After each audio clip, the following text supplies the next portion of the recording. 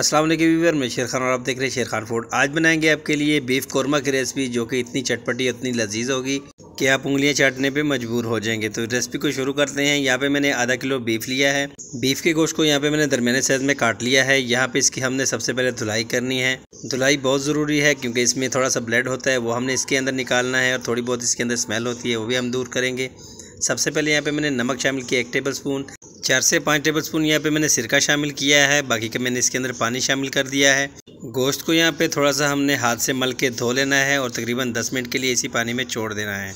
10 minute के बाद यहाँ पे मैंने गोश्त को अच्छे से धो लिया है। यहाँ पे मैंने एक प्रेशर कुकर लिया है। प्रेशर कुकर में मैं गोश्त को शामिल कर दूँगा और 2 यहाँ पे मैं दालचीनी के टुकड़े लूँगा। 1 बड़ी इलायची शामिल करूँगा इसके अंदर। 1 बादियान का फूल शामिल करेंगे। 1 तेज़ पत्ता यहाँ पे मैंने तोड़ के इसके अंदर शामिल कर देना है और 1 टीस्पून यहाँ पे मैंने ज़ीरा शामिल कर देना है और 1 टेबल स्पून यहाँ पे मैंने साबुत धनिया शामिल कर देना है। नमक शामिल करेंगे यहाँ पे हस्बे ज़ायका और यहाँ पे इसके अंदर हमने शामिल कर देना है पानी। पानी हमने इतना डालना है जितने में गोश्त अच्छे से डिप कर जाए। और आखिर में यहाँ पे मैं 1 टीस्पून के करीब यहाँ पे घी शामिल करूँगा। घी ऑयल या दोनों आप डाल सकते हैं।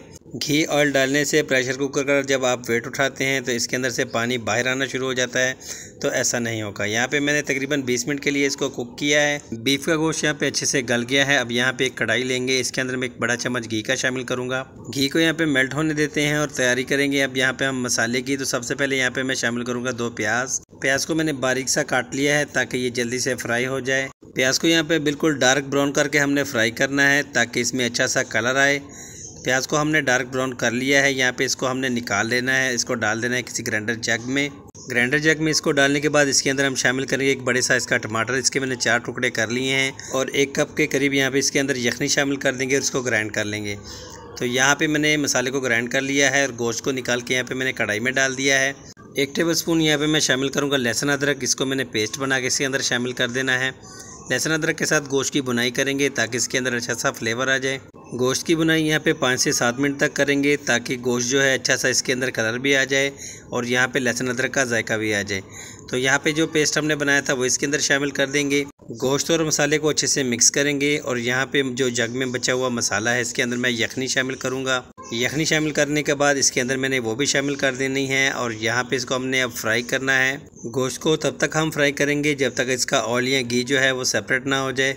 इस बीफ कोरमा की रेसिपी को आपने ईद उल अज़हा पे ज़रूर ट्राई करना है। हमने इसको बहुत ही कम मसालों में बनाया है और अगर इस तरह की अच्छी अच्छी वीडियो हमारे चैनल पे मज़ीद आप देखना चाहते हैं तो हमारे चैनल को ज़रूर सब्सक्राइब कर दें। यहाँ पे कोरमे के अंदर घी जो है वो सेपरेट हो गया है और तकरीबन 100 ग्राम के करीब इसके अंदर मैं दही शामिल करूँगा। कुछ मसाले यहाँ पे ऐड करेंगे। ½ टीस्पून यहाँ पे मैंने लाल मिर्च पाउडर लिया है और ½ टीस्पून यहाँ पे मैंने कुटी हुई लाल मिर्च ली है और ½ टीस्पून यहाँ पे मैंने हल्दी पाउडर शामिल कर दिया है। मसाले की अच्छे से बुनाई करेंगे तकरीबन 4 से 5 मिनट के लिए। 2 सब्ज़ मिर्ची यहाँ पे शामिल करेंगे। सब्ज़ मिर्ची को दरमियान मैंने चीरा लगा के इसके अंदर शामिल किया है। सब्ज़ मिर्ची आप जब भी शामिल करें इसको चीरा लाजमी लगाया करें क्योंकि ये अक्सर फट जाती हैं और आँखों पे छींटे पड़ जाते हैं। रेसिपी बनके हमारी तैयार है। थोड़ा सा धनिया की पत्तियाँ शामिल करेंगे और यहाँ पे मैं आपको किसी बर्तन में डाल के दिखाता हूँ। तो देखिए माशाल्लाह से हमारा बीफ कोरमा कितना ज़बरदस्त किस्म का तैयार हुआ है।